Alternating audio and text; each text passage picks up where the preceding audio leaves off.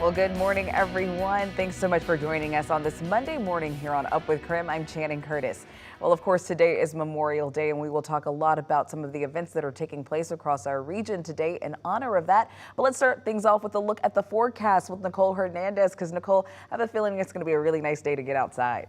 Your feeling is correct. It is going to be an absolute beautiful day. It already is beautiful out. Take a look at this look over Coeur d'Alene. I have a feeling that we're going to see quite a few people out on the lake enjoying their day off today as well.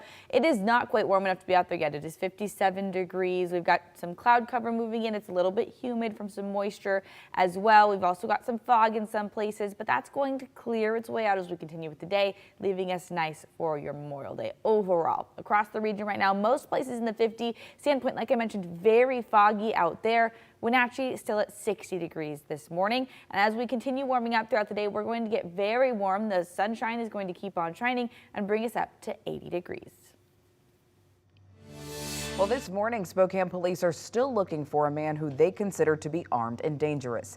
This is 33-year-old Ryan Schultz. Police say that he shot a man on Saturday afternoon in the Hamilton neighborhood near North Foothills. The man was taken to the hospital with life-threatening injuries. Police quickly identified Schultz as the suspected shooter. SWAT teams executed search warrants all across Spokane County looking for him. Schultz is a convicted felon. In March, he was arrested after an hours-long standoff with police. Police are now urging anyone with information on where Schultz might be to call Crime Check at the number at the bottom of your screen. Well, an update this morning on a story that we first brought you last week on Up With KREM. A person of interest has been identified by police in the killing of a teenage girl from Spokane. Now, last month, Samantha Kalinchuk's body was found dumped in a field near Yakima. Her death is being investigated as a homicide, and police have identified 37-year-old Juan Carlos Sandoval as a person of interest in this case. Sandoval is a convicted sex offender who reportedly knew the victim. Sandoval was arrested just a few days after the body was found on unrelated charges, but he remains in jail this morning. Well, today is Memorial Day. It's a time to remember all of those service members who have died in the line of duty. But did you know that Memorial Day actually once went by a different name? For that and for more interesting facts about the origin of this special holiday, here's Ariane Till with our Verify.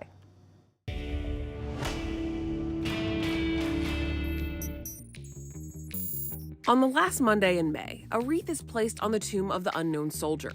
American flags are placed on the grave sites of fallen soldiers at Arlington National Cemetery, symbols of Memorial Day, a time to honor our fallen service members.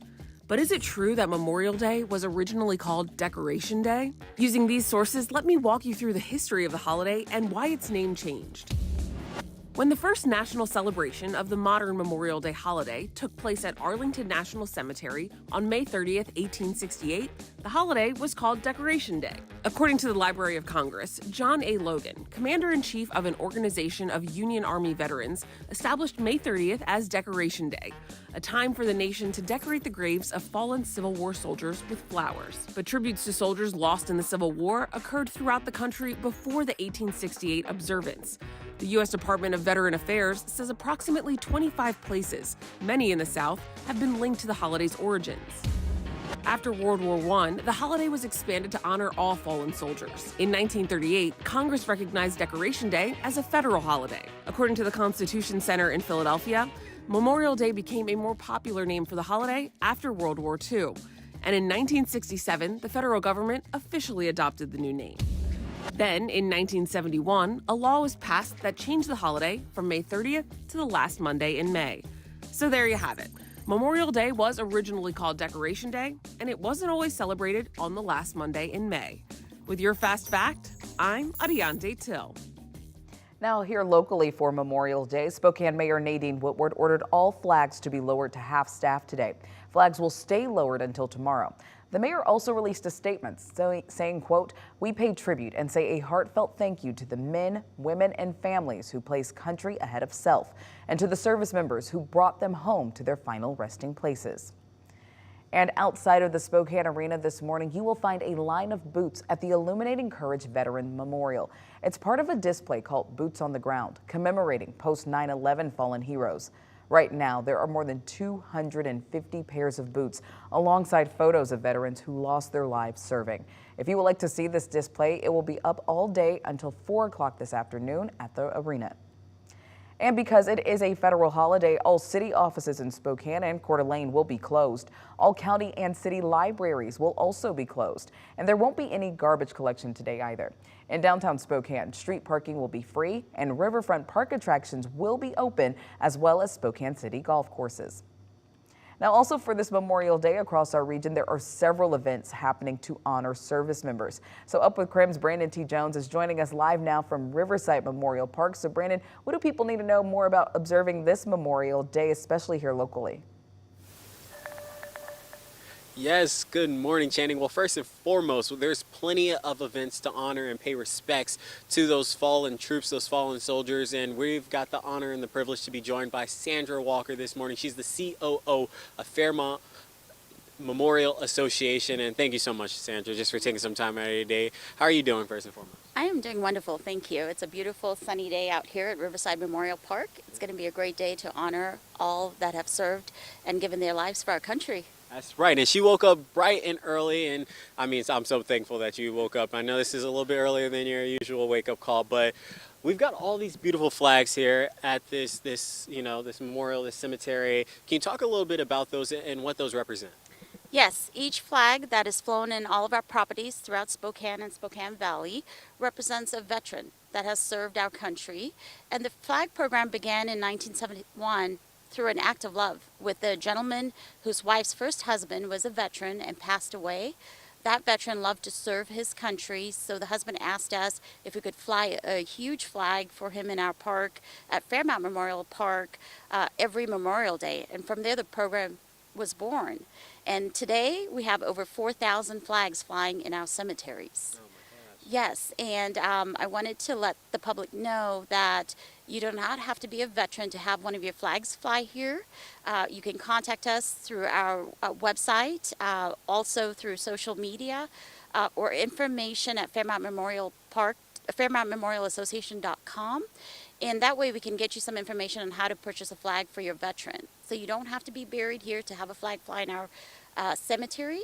Also, the general public can help donate a $75 one-time donation. That helps us keep the flag program going, and it helps replace the flags.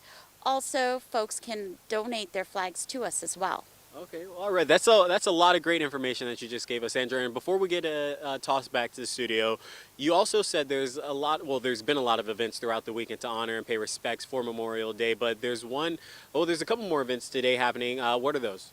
So we're going to begin this morning with our Heroes Pancake Breakfast here at Heritage and Riverside Park. That begins at 8:30 for the public. For the veterans and those that are active duty will get to eat for free. And then the general public gets $3 donation that goes to the Spokane Police Chaplaincy Group.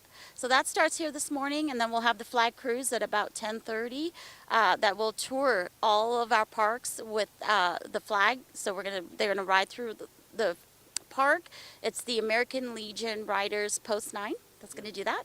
And then at 11 o'clock at Fairmount, we're going to have a memorial service.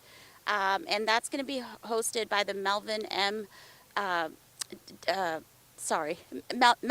Smith Dispatch Marine Corps League. Perfect. Yeah. Well, we appreciate you, Sandra, and thank you so much. So later this morning, we'll be live from that pancake breakfast, and thank you again just for taking some time out of your morning to speak with us. So back to you all in the studio. Well, that actually brings us to our wake-up call this morning. As we have been talking about today, it is Memorial Day, and it's a time that is dedicated to military personnel who died while serving in the armed forces. So this morning, if you have any friends or family members who you are honoring today, send us a photo or just a text with their name and the branch of military that they served in, and let us all honor them together. You can send that information right to us right now at 509-448-2000 or post to social media and use the hashtag #UpWithKREM. And for you, Memorial Day, we are going to mostly be sunny and warm. We have a little bit of moisture from over the weekend that's starting to move its way out. You can see some tiny little spots of green indicating probably mostly just mist at this point in the air. We also have some fog settling into particularly the Sandpoint area, but that's going to move its way out throughout the rest of the day, leaving most of us very sunny and warm. You can see a little bit start to develop just over the very eastern panhandle into Montana, but again, that will move out very quickly, leaving Again, nice sunny skies. Tuesday, we do have some cloud cover move in, so coming up, I'll let you know why that is.